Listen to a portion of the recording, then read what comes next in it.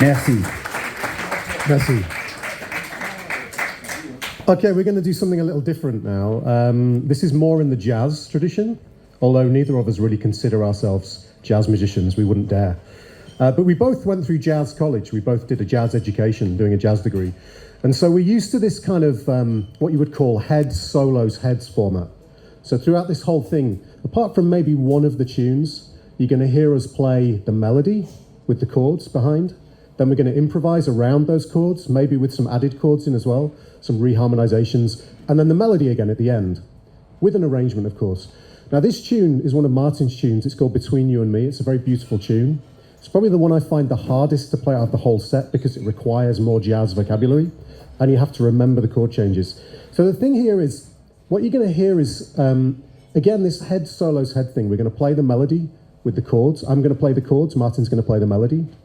Then when we improvise, we're going to improvise over the chord progression. And the idea is, in our solos, in the lines and melodies that we play, we're trying to outline the chord changes so that if you took the chords away, in a good jazz musician's vocabulary, you should be able to hear the chord changes or the chords happening in the melodies and the lines that they play.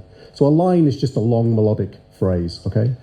So we're going to try and do this, but something else is going to happen as well. We're going to drop out all of the chords and both solo at the same time and try and keep the chords going at the same time. Now, this could be a complete disaster.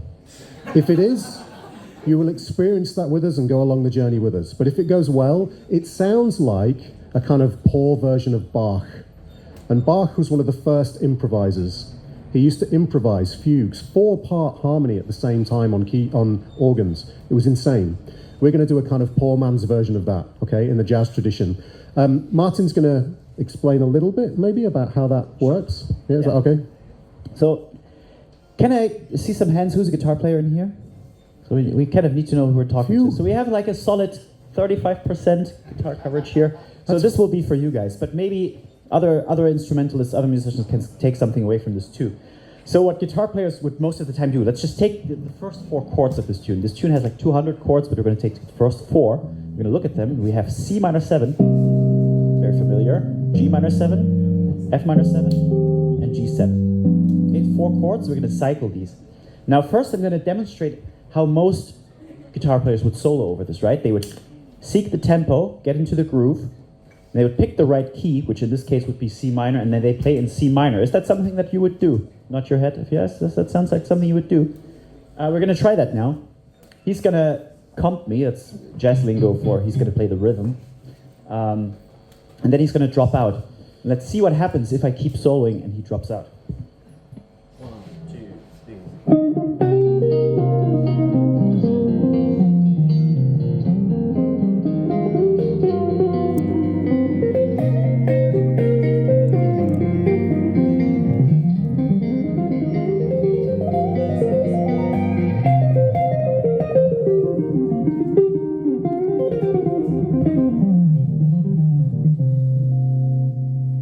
Pretty nice, right? Inoffensive. I can get away with it. Nobody made a face like, ooh. I hope. The problem is, it's very unspecific. It's not specific to the music.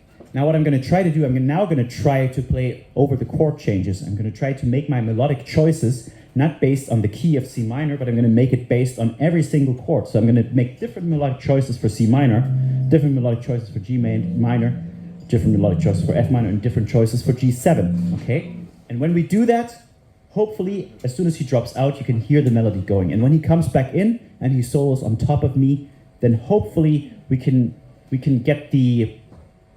still have the chord progression in your ear. So I'm going to play it for you one more time so you can really follow it along. Try to hear this when we drop out with the chords.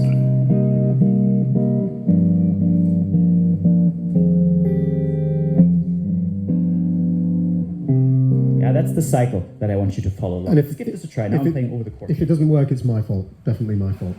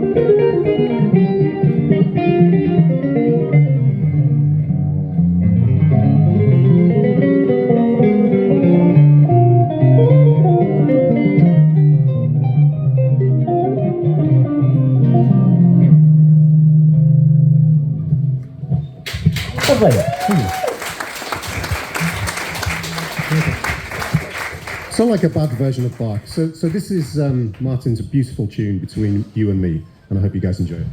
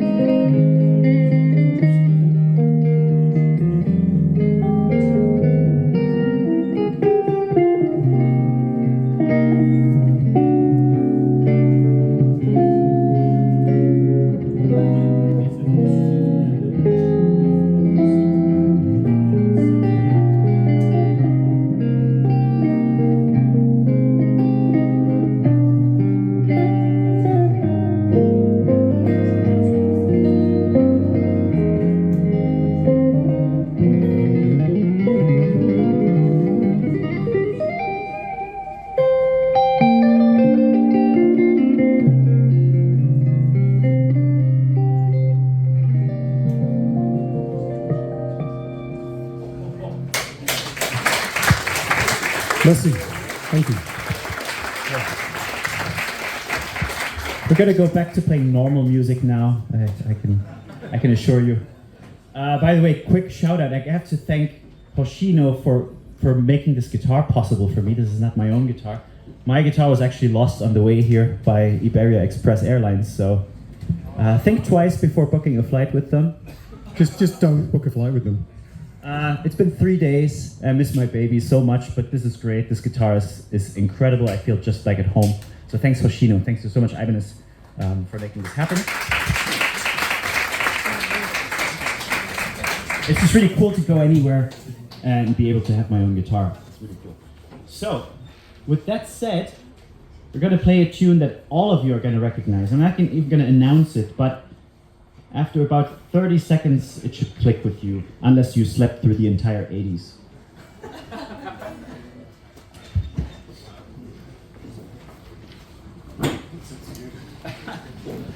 We're always arguing about the tempo on this one.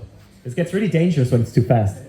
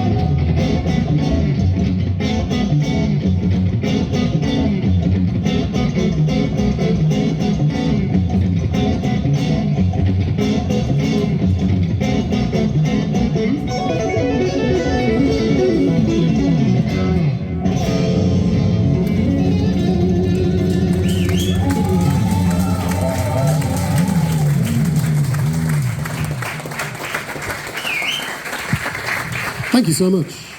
Thank you.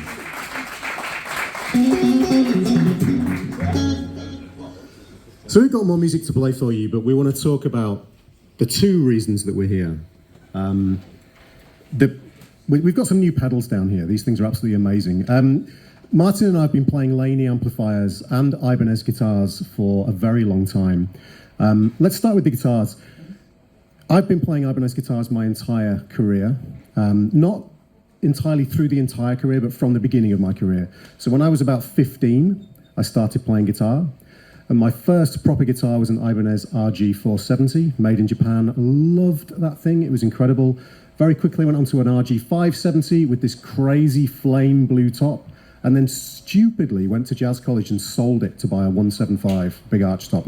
And I still miss that guitar like crazy. And then throughout my career, I've been playing Ibanez guitars on and off until around 2017, when the guys came up to me at the NAMM show in LA and said to me, "We would love to have you on board as an artist." And my mind just fried. I couldn't deal with this at all.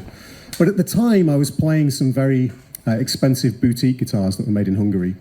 And I very politely said, "Look, these guys, you know, they're treating me really well. For now, I'm going to say, thank you, amazing, but no," and then moved on. But then about a year later, I got an email that changed my life. This is the kind of email that you dream about receiving, and when it arrives, you just don't know what to do with yourself. I think I did a stupid little dance on my bed. I think that's what happened. The email basically said, "Hi, this is the guys from Ibanez." That was a bizarre start initially. They said, "We'd like to build you a signature guitar." This is like every dream and fantasy that I had when I was 15. Maybe I had other fantasies when I was 15, but we won't talk about those. The guitar-based ones. It blew my mind. So of course at this point I said yes.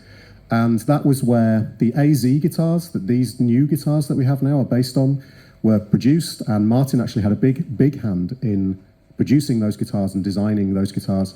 And we were lucky enough to get two signature guitars, one each, the TQM1 and the MM1. There's a TQM1 around here, and there was an MM1 or an MM7 that got signed earlier. They're still kicking around, these guitars, they're amazing. And they've been very successful. So moving forwards, Martin and I, we've done a ton of gigs and clinics together playing these guitars. And now we've got two new guitars, relatively new, and in my case, very new. This is the TQM2. It's a beautiful guitar, an evolution of the TQM1. And basically, it's very similar. It has a roasted maple neck. It has an older body, beautiful matte finish, so it's very, very easy to play. It doesn't stick under these lights. And a flame maple top. All the same hardware as the original guitar, but it now has a compound radius, which means it's a bit more comfortable down here and up here across the entire register. But the cool thing now is I have these custom pickups that Ibanez have made for me, which are the TQM pickups, and the dynamic range on them is insane. So they have a very low output, and they give you this crazy level of dynamic range. So from...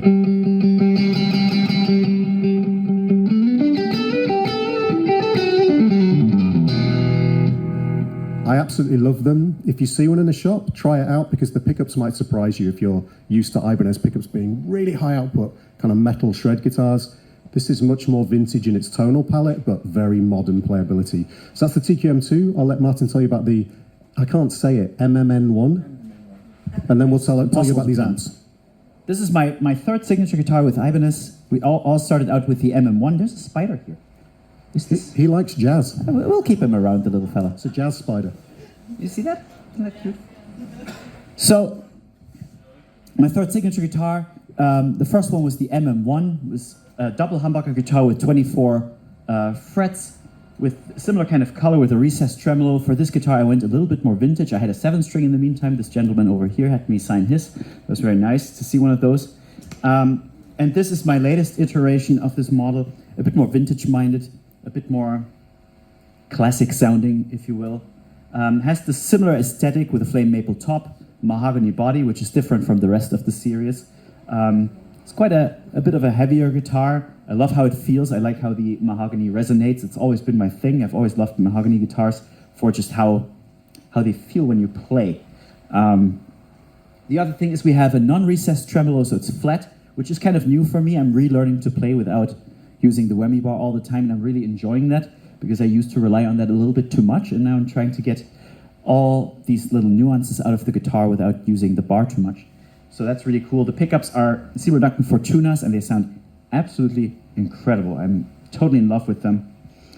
Other than that, is there anything new to different to this guitar? It's basically the same as the MM1, but 22 frets, lower output pickups, non-recessed tremolo. We have chrome hardware, which is a different aesthetic to the rest of the series. Yeah, but it's a wonderful guitar.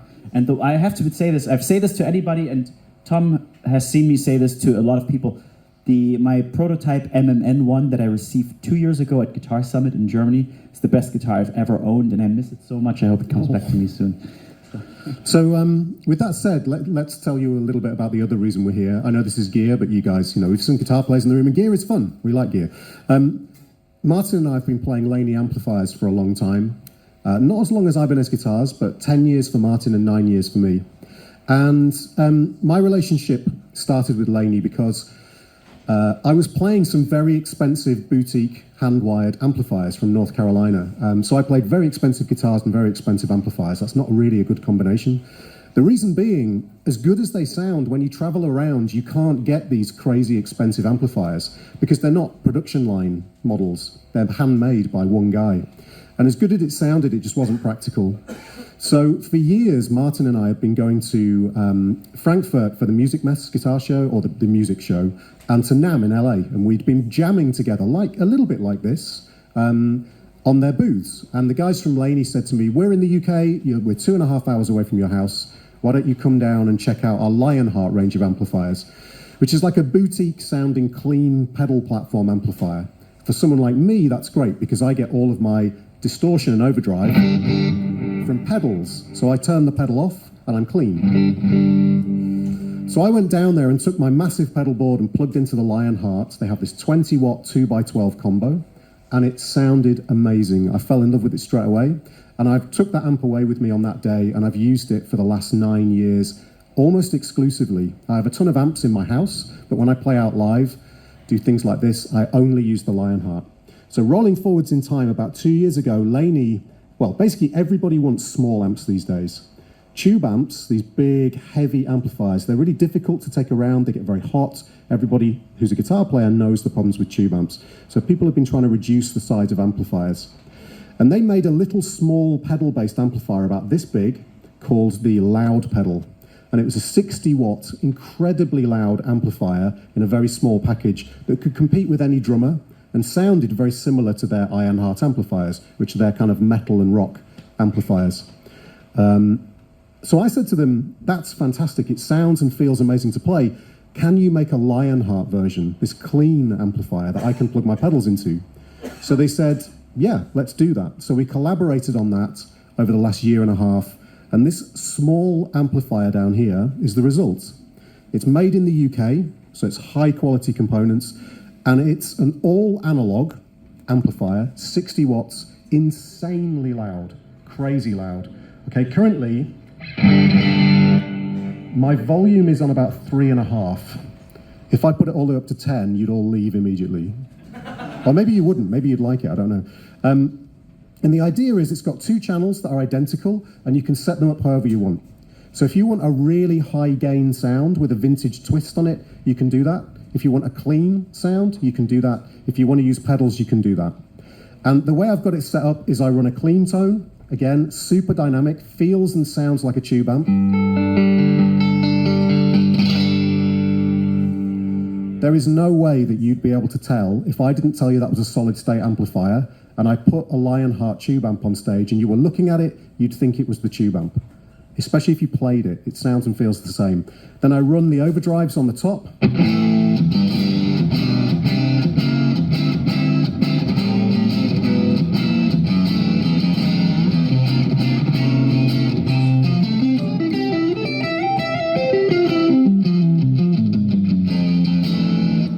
And it feels and sounds amazing to play.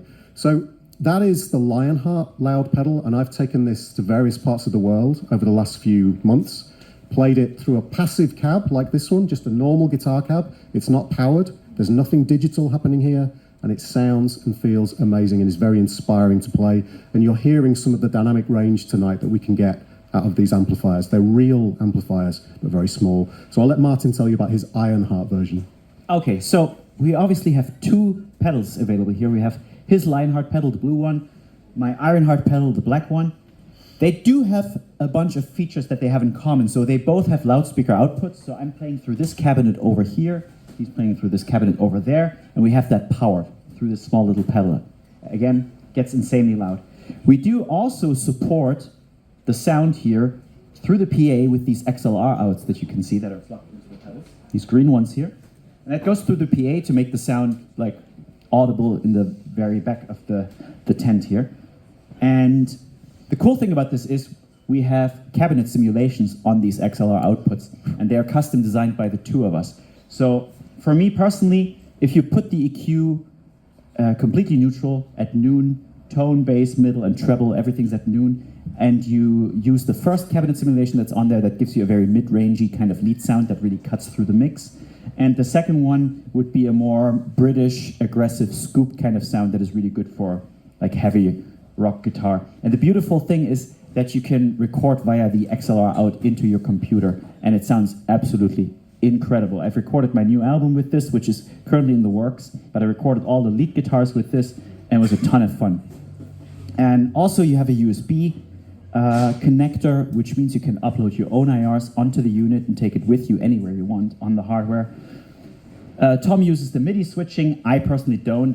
I prefer the step dance because I'm too lazy to set it up. But yeah, that's how I use it. My favorite feature of all this is the effects loop. So right now I'm using this multi-effects unit into the effects loop of the loud pedal, but all the sound is coming out of the loud pedal. All the distortion, the reverb, the EQ, everything. I just use this as a tuner, as a delay, and as a volume control. And that's it. When I play with my band, has anybody seen my band? Yes. Yeah? When I play with my band, it's the other way around. I use the loud pedal into the effects unit because we're using in-ears. So I can use it like an amp block, fully analog amp block within the multi-effects unit. So it's incredibly versatile. And I'm going to show you really quick for the guitar players how I use this pedal. Most of the time I'll be on channel 2, which is the high gain channel, and then have the boost engaged, but the sound isn't really high gain. It sounds something like this.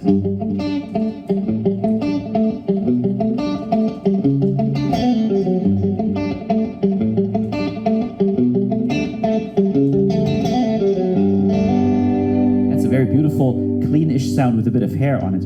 If I give this a little bit more gain by bringing up the volume on my guitar and I dig in,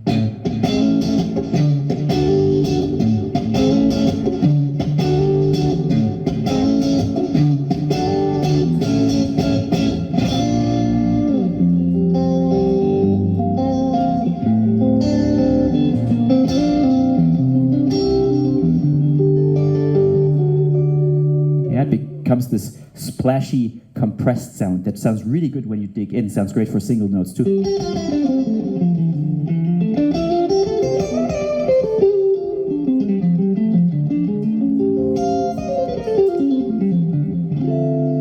Beautiful, very responsive, very dynamic. And the fun part is when I go to the bridge humbucker and I crank up the volume on my guitar, I get the harmonics that you heard me play earlier.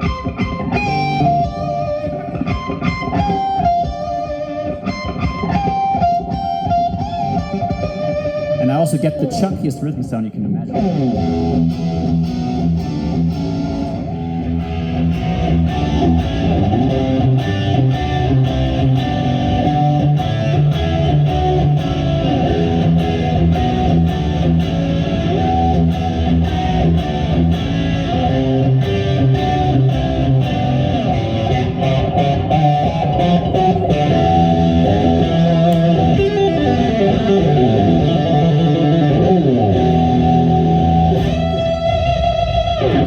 Yeah, super chunky, super fun to play with. Can't get enough of it. And for the next tune, I'm going to demonstrate the clean channel as well. I don't use it quite as often, but for the next tune I'm gonna use channel 1 with the boost engaged, and we're going to play a Pat Metheny tune. And for that song, it's actually of the utmost importance to be in tune, because the song's in G major, and any guitarist knows the pain of getting a G major chord in tune. Also, I have to apologise for staring at my knee through this. This wasn't originally on the set. We were going to play something else. So I don't know this song very well, so I have to read the chords. Apologies. iReal Pro for the win.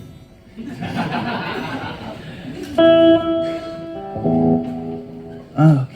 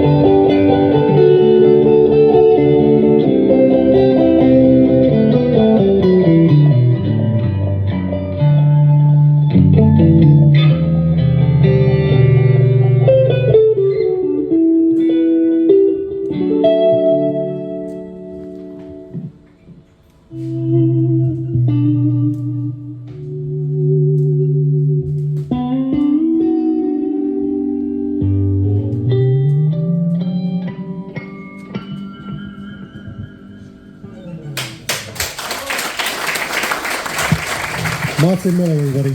Tom QUAYLE. Okay. We have one more tune for you, if that's okay. You up for one more? Yeah. All right. It's a long one, just so you know. There's going to be at least 3 moments where you think it's over, but it's not. So it keeps going and going and going. This is a beautiful, well, originally is intended as a beautiful ballad by the great Antonio Carlos Jobim, the Brazilian composer. But yeah, we're kind of giving it the Tom QUAYLE and Martin Miller treatment here. And we're kind of playing around with it a little bit. And this tune is called How Insensitive. Enjoy.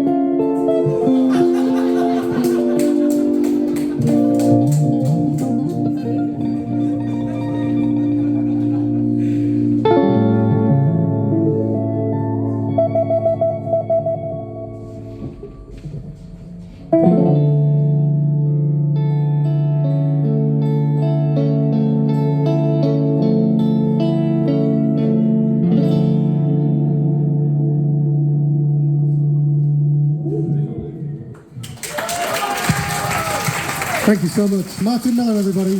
Tom QUAYLE, thank you very much. Thank you so much to Fast Forward. Thank you to you guys. Thanks to Ibanez, Kashino, and Laney. Thank you so much, guys. Thank you. See you soon. Bye-bye. Merci.